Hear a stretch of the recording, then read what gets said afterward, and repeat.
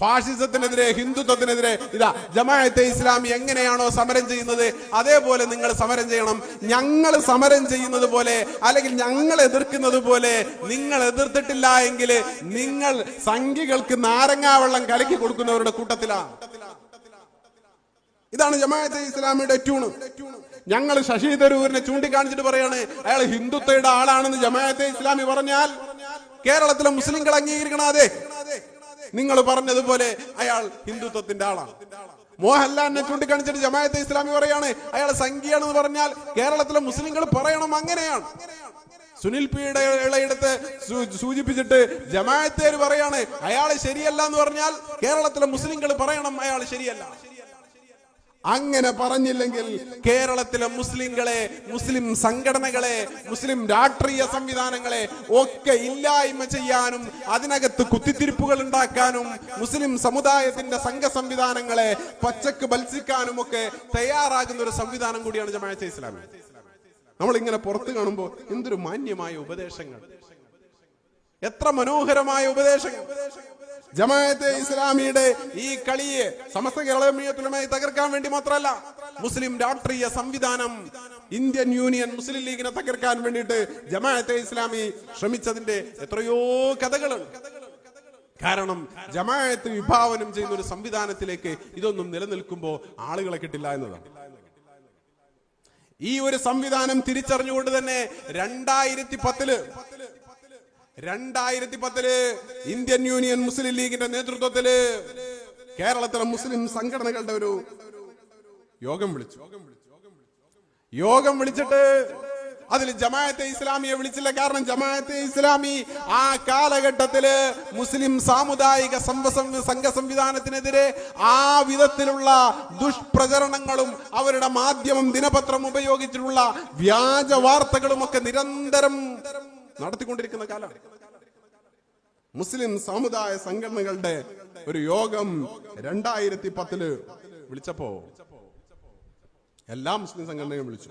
കോട്ടക്കൽ ജമാഅത്തെ ഇസ്ലാമിയെ വിളിച്ചില്ല. ആ സമയത്ത് ജമാഅത്തെ ഇസ്ലാമിയുടെ ഇന്നത്തെ സെക്രട്ടറിമാരിൽ ഒരാളായിട്ടുള്ള സീദാവൂദ് മാധ്യമ ദിനപത്രത്തിൽ ഒരു ലേഖനം എഴുതുന്നുണ്ട്. കോട്ടക്കൽ കഷായം എന്നാണ് ആ ലേഖനത്തിന്റെ തലക്കെട്ട്.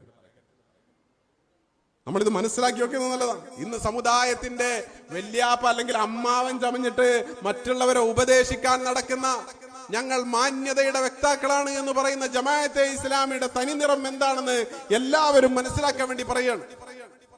2010 ഓഗസ്റ്റ് 3 സീദാവൂദ് ജമാഅത്തെ ഇസ്ലാമിയുടെ ഇപ്പോഴത്തെ സെക്രട്ടറിമാരിൽ ഒരാളായിട്ടുള്ള സീദാവൂദ് ലേഖനം എഴുതുന്നു. ആ ലേഖനത്തിന്റെ തീം എന്ന് പറഞ്ഞു കഴിഞ്ഞാൽ കോട്ടക്കല്ല് പാണക്കാട് സയ്യിദ് ഹൈദരലി ശിഹാബ് തങ്ങൾ വിളിച്ചിട്ടുള്ള യോഗത്തെ വിമർശിക്കുകയാണ്. ആ യോഗത്തിലെ എന്തൊക്കെ വിമർശനങ്ങൾ ഞാൻ ഒരു സാമ്പിൾ വായിക്കാം. മൂവാറ്റുപുഴ സംഭവത്തെ പോലെ ഈ യോഗം നടക്കുന്നതിന്റെ തൊട്ട് മുന്നിലെ മാസം നടന്ന 2010 ജൂലൈ 4 ജോസഫ് മാഷ്ടെ കൈവെട്ടൽ സംഭവം ഉണ്ടായി. ഇന്ത്യയിൽ മുഴുവനും വലിയ വിവാദമായിട്ടുള്ള സംഭവമായിരുന്നത്. ജോസഫ് മാഷ കൈവെട്ടൽ സംഭവം ഉണ്ടായി. ആ സംഭവത്തിലേക്ക് സൂചിപ്പിച്ചിട്ട് പറയാണ്, മൂവാറ്റുപുഴ സംഭവത്തെ പോലെ അതിലേറെ കേരളത്തെ സ്തംഭിപ്പിച്ച സംഭവമായിരുന്നു 2003 മാറാട് കൂട്ടക്കൊല. ആ സംഭവത്തിൽ ശിക്ഷിക്കപ്പെടുന്നവരുടെ പട്ടികയിൽ 1-ാം സ്ഥാനത്ത് ലീഗാണ്. പുതിയ തീവ്രവാദ വിരുദ്ധ സമരത്തിൽ മുന്നണി പോരാളി. മാറാട് കലാപം, ആ കലാപത്തിലെ 1-ാം പ്രതി മുസ്ലിം ലീഗാണ്. ആ മുസ്ലിം ലീഗാണ് തീവ്രവാദത്തിനെതിരെ മീറ്റിംഗ് വിളിച്ചിട്ടുള്ളത് എന്ന് പറഞ്ഞ് മുസ്ലിം ലീഗിനെ വിമർശിച്ചിട്ട് അയാൾ പറയണം, മാറാട് സംഭവം CBI അന്വേഷിക്കുന്നതിനെ ഏറ്റവും ഭയപ്പാടോടെ കാണുകയും അതിനെതിരെ നിന്ന് മാറാട് വിഷയത്തെ നിരന്തരം കത്തിച്ചു നിർത്തുകയും ചെയ്ത അതേ ലീഗ് ജനറൽ സെക്രട്ടറിയുടെ നേതൃത്വത്തിലുള്ള പുതിയ തീവ്രവാദ വിരുദ്ധ സ്ക്വാഡ് ഏതായാലും ചിരിക്ക് വക നൽകുന്നതാണ്.